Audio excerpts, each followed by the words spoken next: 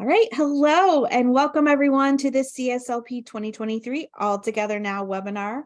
My name is Beth Yates. I'm the Children's Consultant from the Indiana State Library's Professional Development Office.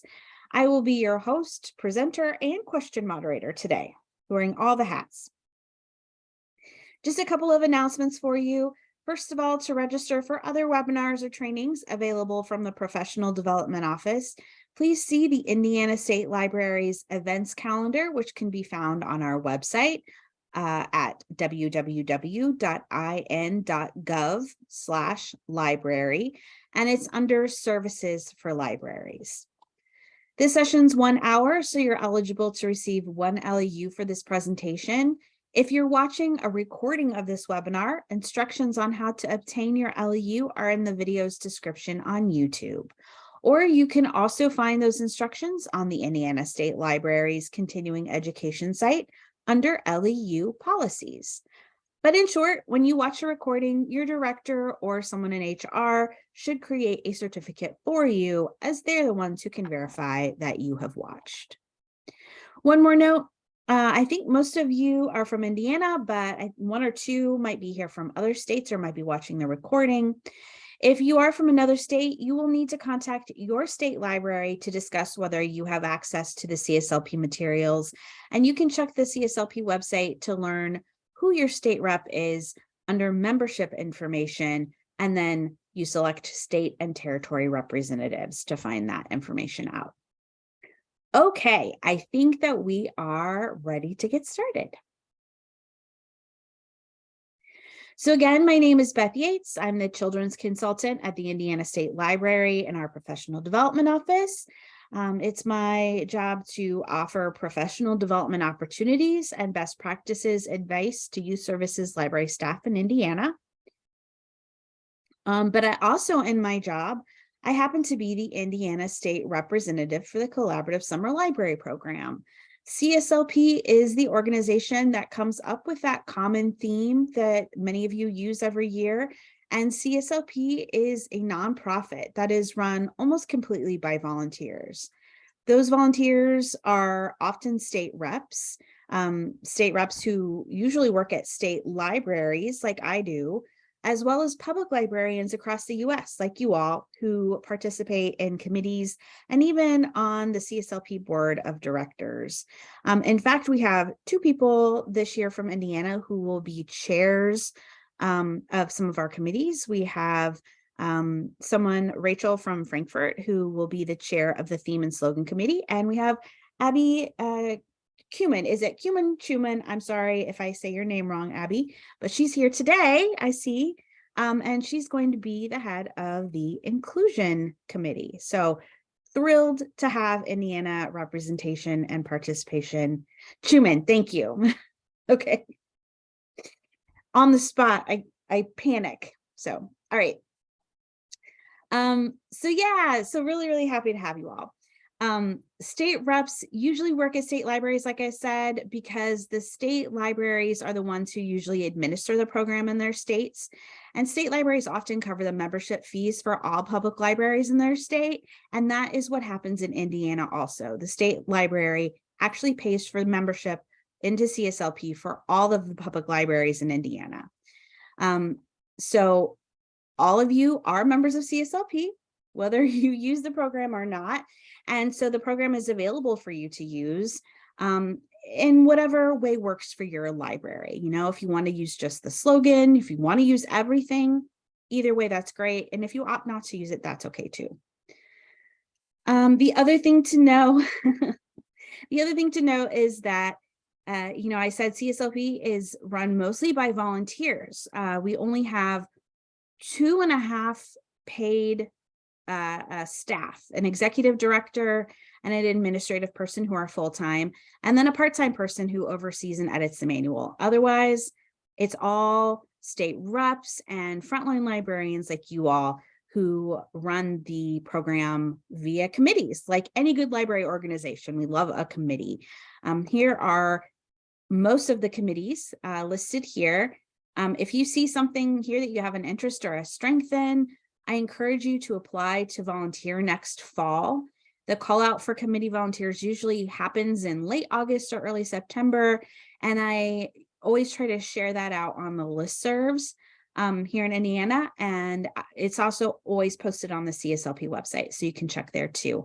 Or you can just email me and let me know you're interested, and I can give you more information. Any questions about any of that? I like to share a little bit about CSLP because I know when I worked at a public library, I understood that the program was a national program and that a lot of libraries used it, but I didn't really understand, like, how did they come up with the theme and the slogan, and who really was coming up with all this stuff. So I think it's really good to know that it's led by librarians. It really is. Okay, don't see any typing or questions, although if you come up with some later, just let me know, put them in the chat. So what are we going to be talking about today? We're going to kind of go over some basics of the program and summer reading. We're going to go over some updates from CSLP, and we're going to go over some resources for programming. Just a heads up, we are not really going to be focusing on program ideas today, although I will share a few kind of general program ideas later, because we are going to be talking more about program ideas at the virtual roundtable that will take place next week, I believe on Tuesday. So if you're interested in that, you can go to the state library's events calendar and register for it. And I will also send a link out to you all when I send all of those resources, if you haven't registered for it yet and you're interested in that. And we'll talk more about that later as well. Okay. So like I said, we're going to start talking about some of the basics of summer reading and summer reading programs generally. I know a lot of you have been doing this for years and years, but we also have a lot of new folks who have joined us over the past couple of years, and I want to make sure that they feel prepared too. So I like to start with just what the requirements in Indiana are for a summer reading program. And I know this is really tiny, so I will read it to you. It says the library system shall offer a children's reading program for a minimum of 6 weeks at each fixed location annually. Does anybody, can you figure out what word that you might expect to be in there is not in there? Put it in the chat if you have any guesses.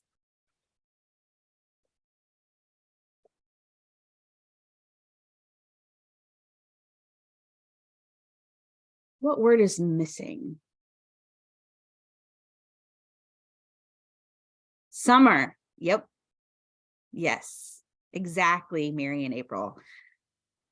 They took the word summer out of there a few years ago in an effort to become more flexible for libraries, in recognition of the fact that a lot of school systems are having shorter and shorter breaks. Maybe they're doing year-round school, maybe they're not, but they've shortened their breaks in other ways.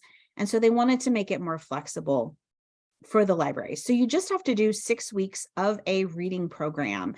It could all be in the summer. It could be longer than 6 weeks. You could also do 4 weeks in the summer and maybe do 2 or more weeks in the winter. You can split it up in whatever way works best for your library. I would say my experience has been that most libraries do still do a pretty standard program in the summer, at least 4 weeks, more often 6 to 8. But if something else will work for your library, you can do that. You have that flexibility. I also like to mention that it is really good to have some sort of goal in mind when you are thinking about how you want to run your program. What I mean by goal is, why does your library offer summer reading? Aside from, of course, the fact that you're meeting a state standard, why are you doing it? Are you combating the, traditional summer slide? Are you, just hoping to encourage more reading for pleasure with everyone in your community? Are you trying to reach people that maybe don't normally come into the library? What is it that your library most wants to address that year? And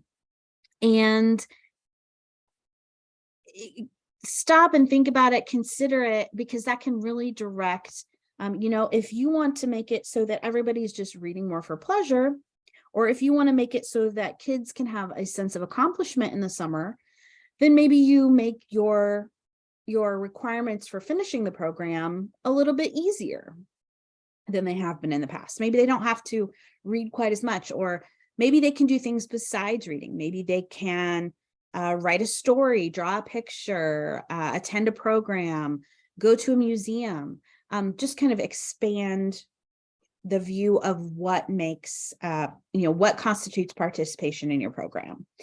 It's just something to consider. I also want to point out that when I'm talking about this, I'm really not talking about statistics or numbers. I think it's totally legit.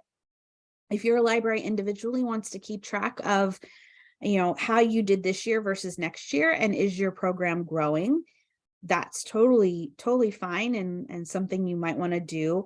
But don't depend just on that.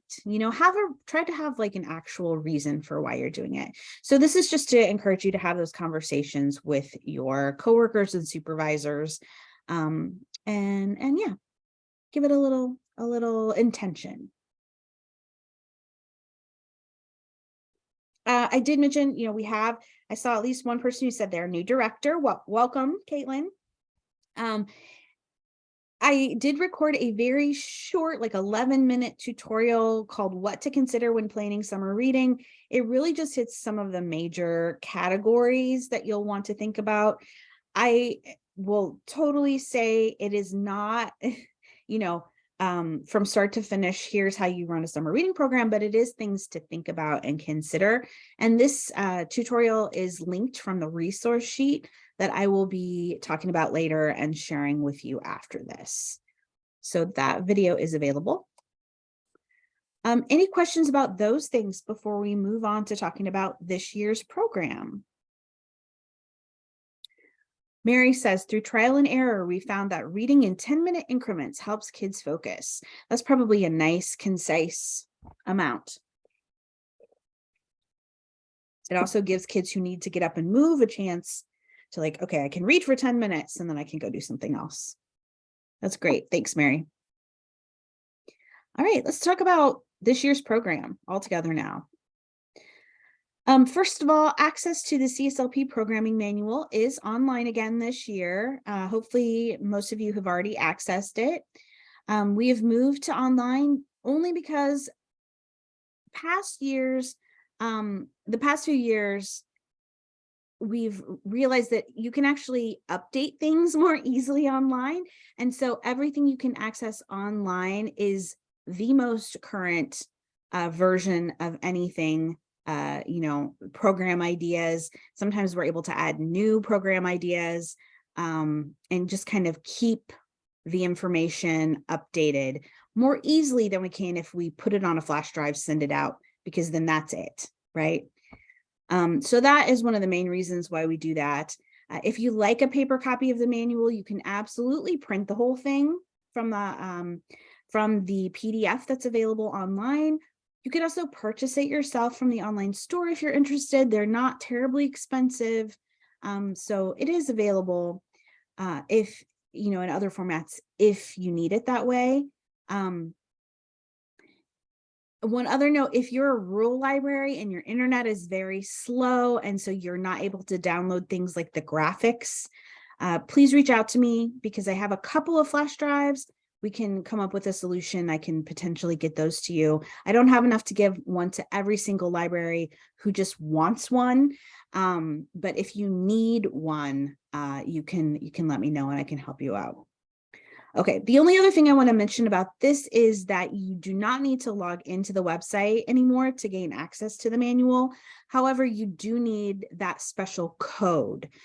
This is to limit access to only member states. So I sent the code to Indiana directors a few months ago via email. If you didn't receive it, please feel free to email me and I'll send it to you. And if you don't have my email address, I will put it up at the end of this presentation. And of course, I will be sending you those resources so you can email me then as well. All right. Hi, Vicki. We have someone from Texas. Welcome. And just a heads up, if you missed it at the beginning, I just reminded folks from other states that the information I'm providing is pretty specific to Indiana. So you'll want to reach out to whoever your state rep from Texas is. I believe Texas is still a member state. So you should have access to all of these things, but your own state rep will be able to give you more specific info about how to access. All right. So how to access the online manual, I created a tutorial that walks you through this as well. And I also linked to this tutorial from the resource sheet that I keep talking about. So if you've never accessed it before and you're just not quite sure how to get in there and how to find things, hopefully that tutorial will help you out. If not, again, you can always contact me and I'm happy to walk you through or help you find whatever you can't locate. And then finally, the CSLP online store is open and is already shipping things out. I've actually had a few things shipped to me and it was super fast. I think it took less than a week. I think that the time though for shipping probably will increase as it gets closer to summer. And also the availability of items does become more limited as time goes on. So I always encourage folks to order as early as you're able to. I'd also like to take this chance to mention that the store is run by CSLP itself. It used to be run by Demco, but 5 or 6 years ago, we stopped working with Demco because we just found that they put a lot of restrictions on the use of our materials. So in an effort to make things a little bit more open, like for instance, the artwork, you can use now artwork for the past several years. They used to say you could only use it for the program year. So things like that have been more flexible because we started doing this. But that being said, anything you purchase from the store, that money goes right back into what we can offer in the store next year. So we really do hope that each year that we do this, what we can offer improves. And we certainly have lots of great ideas for things we would like to eventually offer. Do keep checking the store also, because while some items may sell out, others might continue to be added. For instance, we have been talking and we are planning, I believe, to add some more socks and some baseball caps to the online store soon. I know the socks were super popular last year. Any questions about the manual or the store? Or even rules of use or anything like that? You can put them in the chat.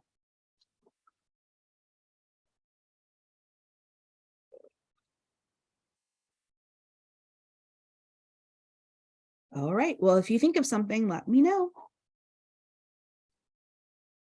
And let's look at the artwork in the meantime.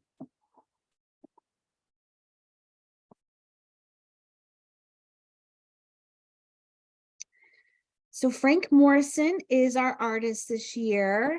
You might know his work from some of these books. He's definitely a beautiful artist. He does wonderful, like people, I think.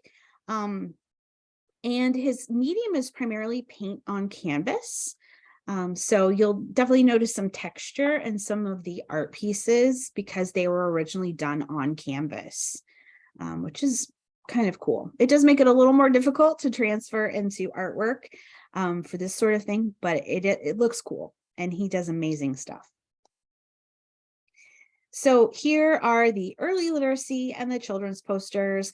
I say early literacy and children's, but really for several years now, I prefer to encourage folks to think of this as just which artwork do we like the best. We'll just use what we like the best. It doesn't have to be assigned an age group. You can use one of them, you can use all of them. It's up to you in your library what you like the best. And then on the left, we have what is technically the teen, and on the right, the adult artwork. Any questions about the artwork?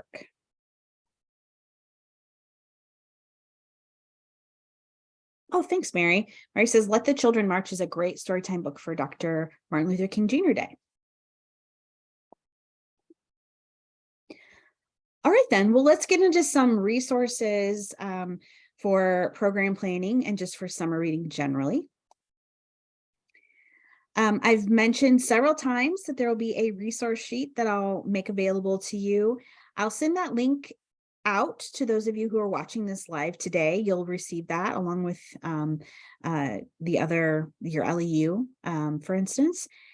If you're watching this as a recording, a link to the sheet will be posted on the State Library's archived webinar page where this training is posted. But I do also like to just show you where this is located on the website, because you never know, you might lose the email.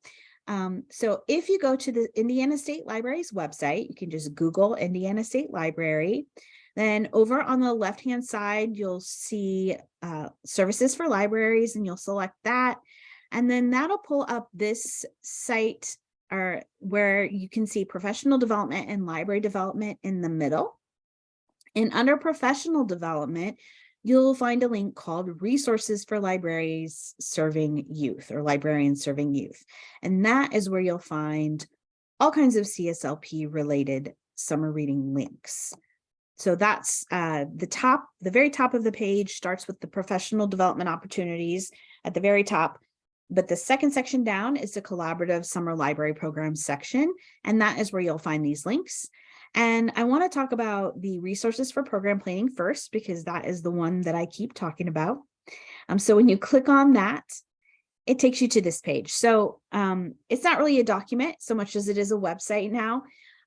But you can see at the top, it starts with some general resources. That's where you'll find like the tutorial videos I mentioned for planning programs, or for planning summer reading, as well as for how to access the manual.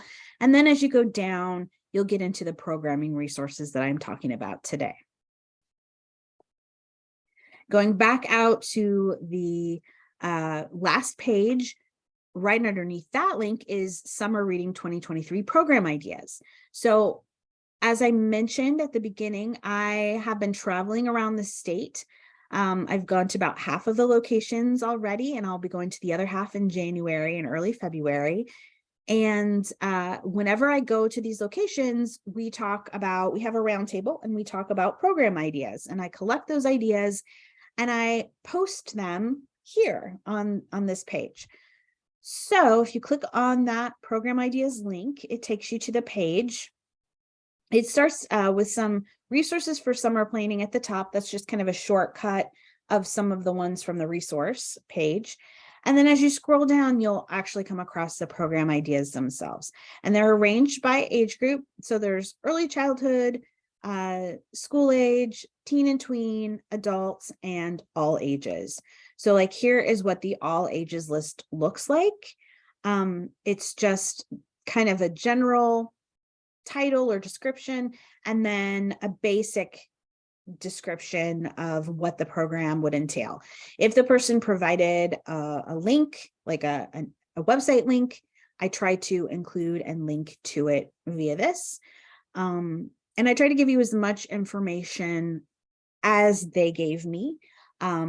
So some of them are a little more fleshed out than others, but I think it's a really great way to, at the very least, kind of jumpstart your brain. And, if you're really stumped for program ideas, this is one place you can go to see what people in the state are thinking about doing. Some of them are very directly related to the theme. Some of them are not really related at all to the theme, and that's okay either way. I always say it's better to offer programs in your library that people will want to attend than it is to try to shoehorn in a theme and just offer a program only because it seems like it fits.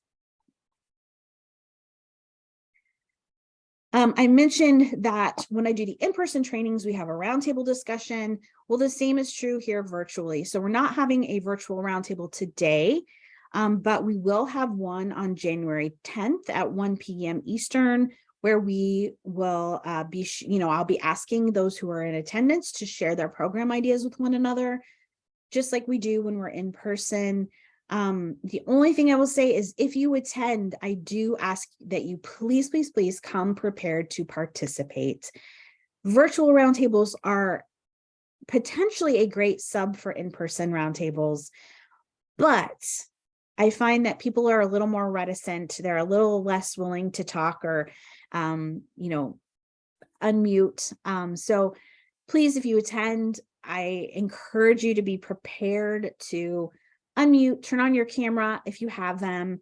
If you don't have them, then at the very least, be prepared to chat in the chat box, because that's the only way that roundtables are really beneficial, right? Is if we all share. I facilitate the roundtables, but I do not come prepared to share a million ideas with you. They're there for you all to share ideas with one another. So that is what the roundtables are. And I will hold 2 more, and one in February, one in March. Those will be less specifically all together now themed, but they will be for open discussion about summer reading topics. So hopefully y'all can make some. Okay, so other resources for program planning. Back to the manual.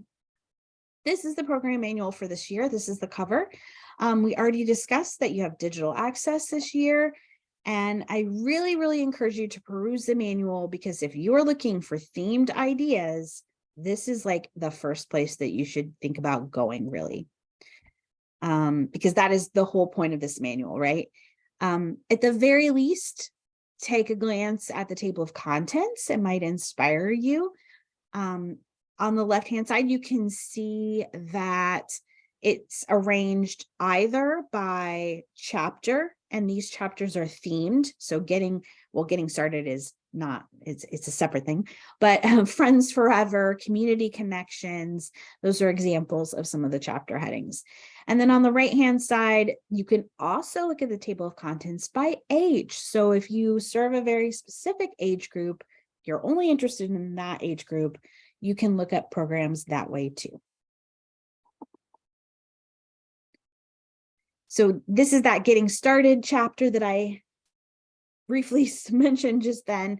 But if you've never run summer reading before, maybe in conjunction with that short tutorial I recorded, I encourage you to look at this getting started page, because it touches on what you might want to consider for each different age group, from birth and early literacy through adult. Just some things to consider when you're planning a program for those ages. Hopefully you have heard of the CSLP Summer Symposium.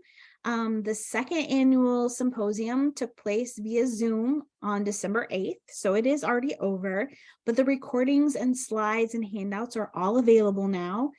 There was a keynote by ALA's Executive Director, Tracy D. Hall, that was really wonderful and inspiring. And then there were sessions on decorating. We recognize All Together Now is a much more amorphous, I believe is the word. If I'm wrong, I'm sorry. But more, it's not a concrete theme. Oceanography, very concrete. You know what oceans are, you know what ocean animals are, you know what ocean plant life is. All Together Now is a little harder to conceptualize, right? And we totally recognize that's been an issue for a lot of folks. Abstract. Yes, that's a great word. Thank you, Allison. It's definitely a more abstract theme. So there's a whole hour-long session about decorating for this theme that is recorded. There's also sessions on intergenerational programming, because this is an excellent summer to do cross-age programs, or all age programs. And then there's also a session about reaching the underserved. So I will send you links to all of these. Again, when I send out your LEU, send out the resources, I'll include these links because they're really great. And you should check them out if you're interested. Other resources, the National CSLP program has their own Pinterest page. I know Pinterest is super obvious. I'm sure you're all familiar with it. They usually have one for each age group though. So I just want to call your attention to that. Now, this one that you're seeing on your screen is still ocean themed because they had not updated it yet. I was told they're going to be updating it this month. So hopefully by the end of the month, it will be themed to All Together Now. But I did want to mention that that is out there. Oh, and this is a really great one. The Indiana Young Readers Center, which is part of the Indiana State Library, has again created an activity sheet, an activity guide that links the services of the state library in Indiana to the All Together Now theme. And this guide was created by Suzanne Walker. Some of you might know her. She did my job for a while. She's been around at the state library for many years. She's great. And she created this guide that includes program ideas for ages 0 to 6, K through 5, and grades 6 through 12. So it doesn't cover adult, but it does cover all the other age groups. And she has provided book lists of relevant titles by Indiana authors, also with little notes, little synopses to kind of explain how they're connected to All Together Now. So it is also going to be linked from that resource page. Is anyone here familiar with Teaching Books? The database Teaching Books? Let me know in the chat if you've ever used it before. Oh, great. Pamela has, Sheila has. Great, okay.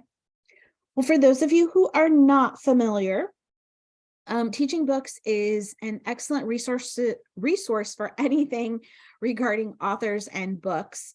There are author interviews, book discussion questions, a really fabulous author name pronunciation guide where the authors themselves say their names. It's really good. If you're ever like, I'm not really sure how to say their name, you can hear them saying their name. It's really nice. I also want to mention that Teaching Books is the same as another database you may have heard, Book Connections. They are the same thing. They're run by the same company. They have the same information in them, but Teaching Books is geared towards schools and Book Connections is geared towards public libraries. So the main difference is one is red and one is blue. And one has terminology geared towards teachers and students, and the other one has terminology geared towards librarians and patrons. So that's really the only difference. They're both available through Inspire, which is Indiana's collection of databases. It's free for all Indiana residents. So you do have to be within Indiana to access that for free. But all this to say, that they take the book lists from CSLP each year that are themed.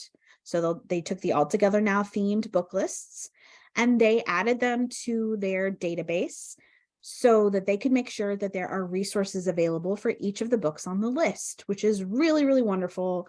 A nice service that they provide to us and to everyone else who uses Teaching Books. So yeah, so if you want to do an author program based on one of those or a book club or something based on one of those, there are some good resources for you there. All right, let's talk social media.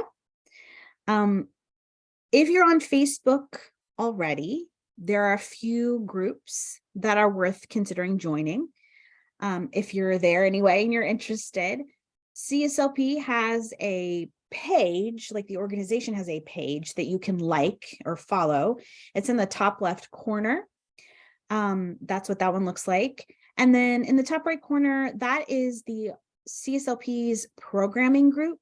It does change the name every year, but if you've already subscribed or if you've already joined that group, you stay a member of that group, even though the name changes. You will, when you go to join it, be asked a few questions. Please answer those questions. It's just verifying where you work, that you're in a state that is a member state of CSLP. Most states are, but not every single state is. So that is why those questions are there. Once you do that, then you'll be admitted, and people are really great. They share lots of different program ideas.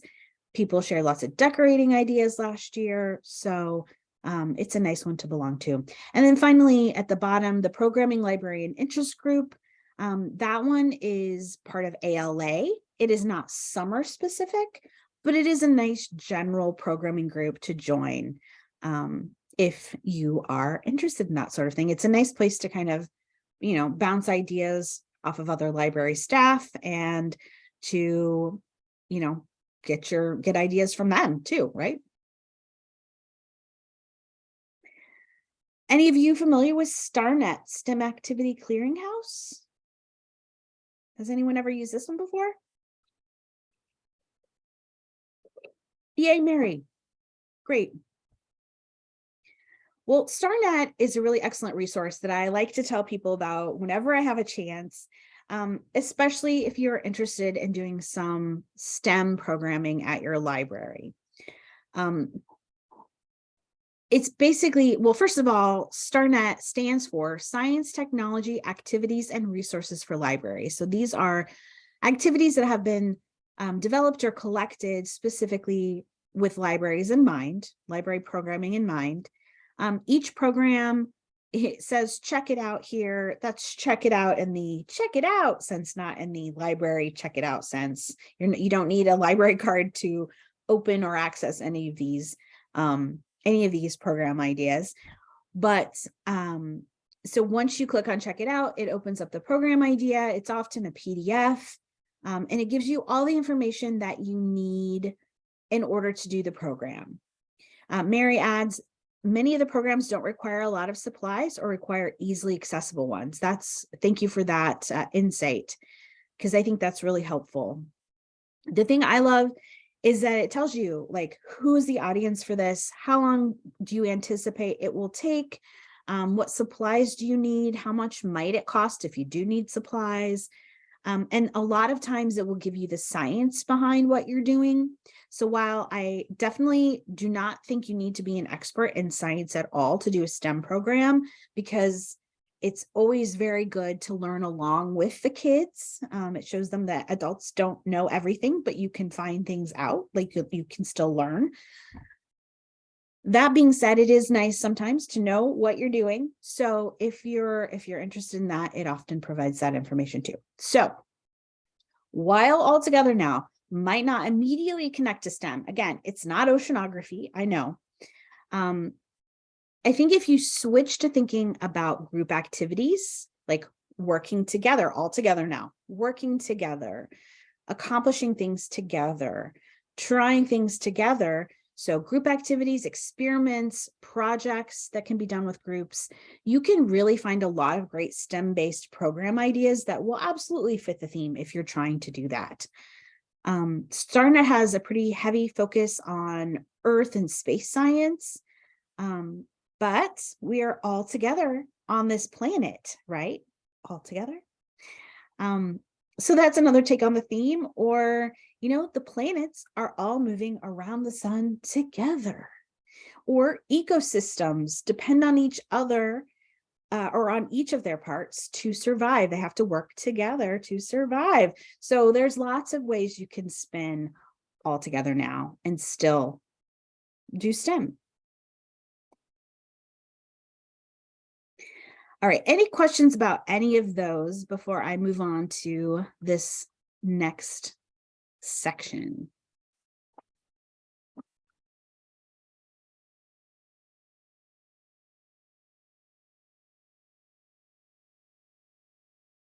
Don't see any typing, but again, if you have a question, please don't hesitate to go ahead and add it while I'm talking, and I'll get to it as soon as I can.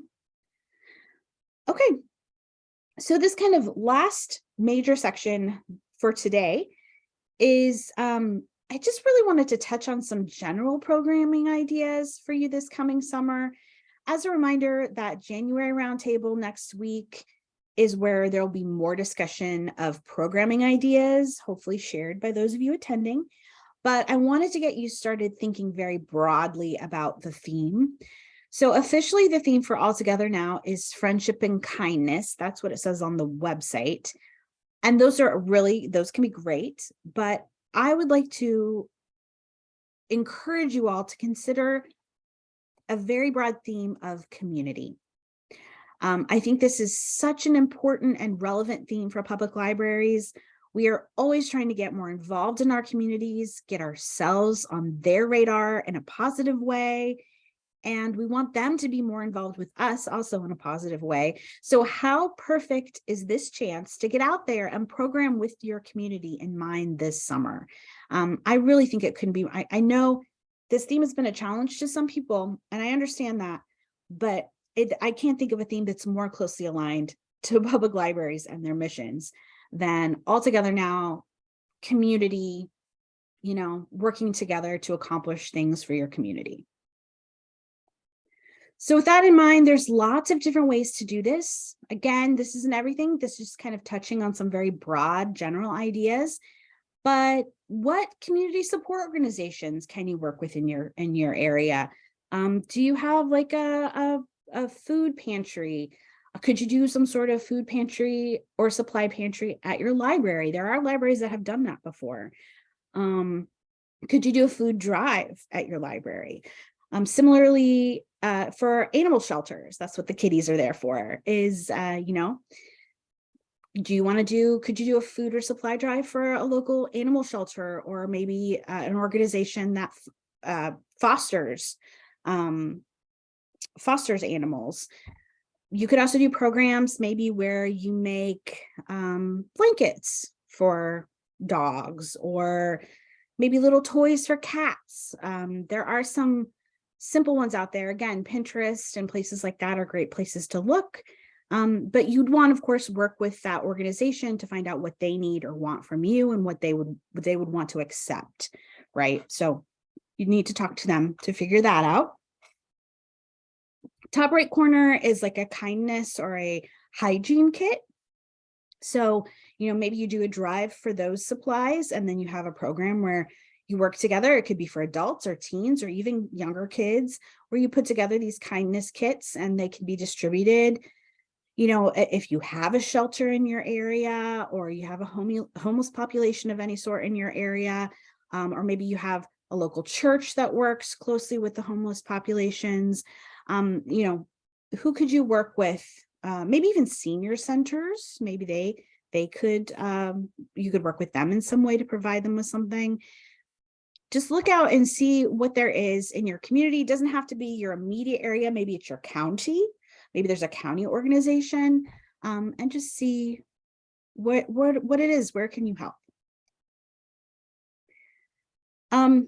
Also, library programs are perfect community building activity opportunities. So just again, a couple of general ideas for those. Holding a concert at your library, it doesn't have to be a big name. It could be maybe a local musician. It could even be maybe some teenagers who have a garage band. If people still have garage bands, I don't know. I assume that they do. And so, maybe they'll do it for very low cost or even free, just for the benefit of the exposure. So that's one idea, or any sort of local musicians. Top right corner, this one is meant to be like a pet parade, but really any sort of parade. Maybe you can work with your town and do something around the town square, or if you don't have one of those, maybe you just do it around your library or in the parking lot. Get creative with it. And then the bottom one, I have those dice up because tabletop role-playing games like Dungeons and Dragons, for instance, are really wonderful opportunities for people to come together, build a community.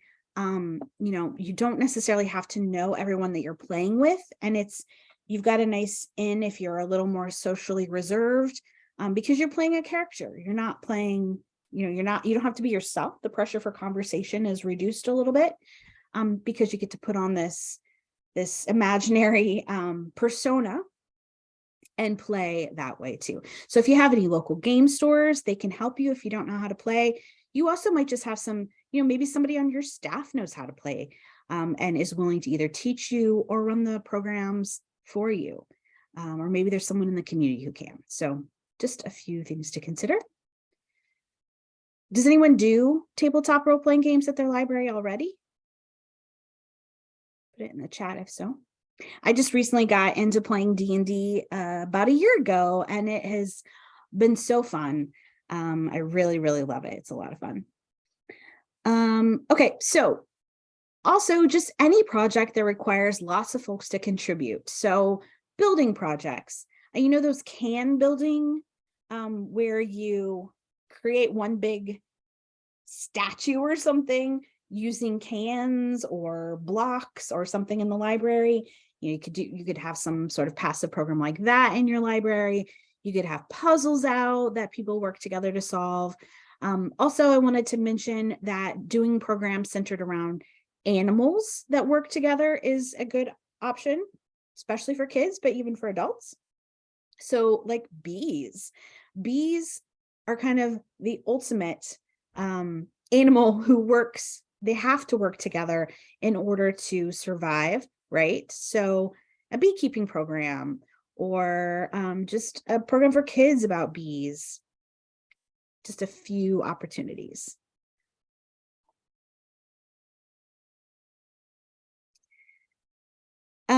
So community projects, this is a great summer for that. So things like One Book, One Community, doing maybe a community art project of some sort, all the way from big scale where maybe you work with a business in town or something who has a wall that you could maybe solicit artists in the community to, whether it's a contest or they're working together to design, and then maybe you all work together to paint the mural, all the way down to smaller scale from if you have a quilting club at your library, they could maybe each make a square and then you put it together and you have a quilt that you display. Or kids can do like paper quilt pieces, and you tape all those together and you display that like it's a quilt that they designed.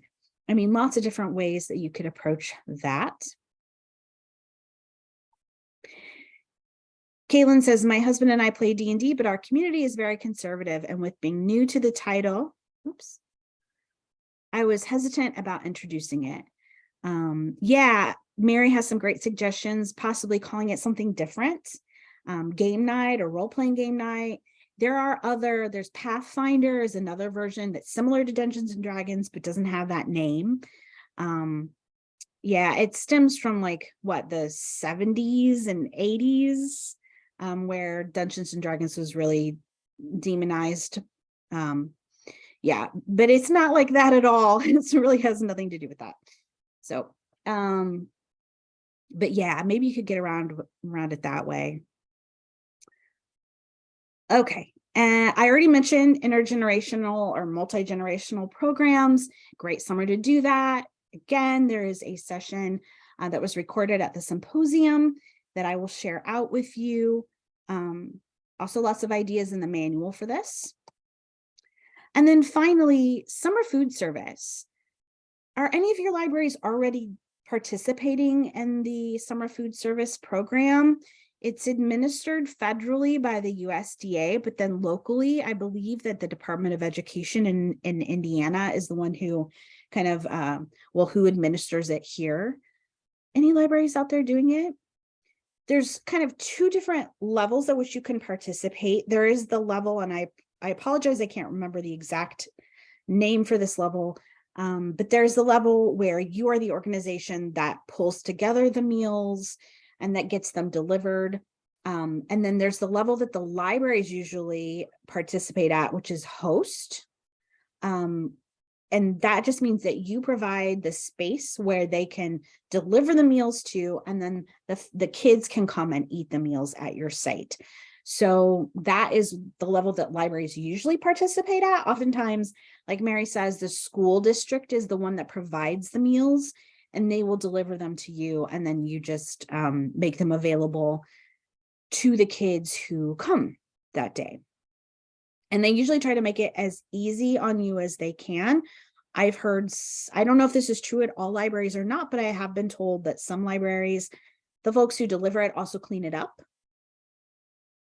Okay, we have some comments. So Mary says that they collaborate with their local school district to provide summer meals, and the school provides the meal, they provide the space. And Andrea says, yes, our town participates with the summer food program. We schedule our summer reading program events after they eat their lunch. The leaders of the program pass out flyers to remind them.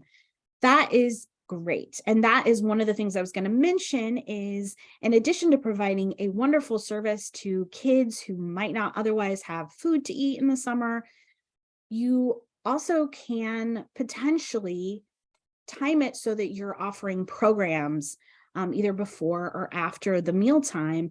And then you're also getting some library time in there too. But it goes a long way to offer goodwill to your community, and also just to provide a service that is much needed in a lot of areas.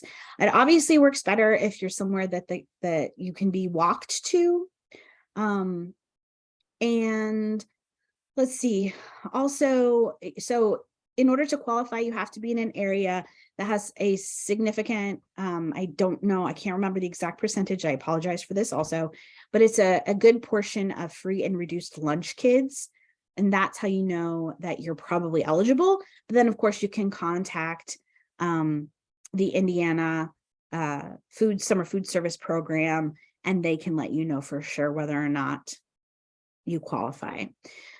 And in some areas, maybe it's already being done by another organization. And if that's the case, that's fine too. But, this is just a really great summer to consider doing it. Oh, great. Maria's library has been doing it too. That's wonderful. So again, there's on the resource sheet, there are some links that will hopefully be helpful if you are interested in getting started with that, that can lead you down that path to finding more information. And I think that is it. It is 11:54. So I think we're going to go ahead and wrap it up. But I do have, we have a few minutes if you have questions. I hope this has been helpful as you begin thinking about planning for your summer. I hope your inflatable ducky from the very beginning has gone from to a little bit less deflated if you were a deflated person. Happy planning, everyone. I'm going to go ahead and stop the recording, but I will stay on for a few more minutes if anyone needs anything, and goodbye to the recording.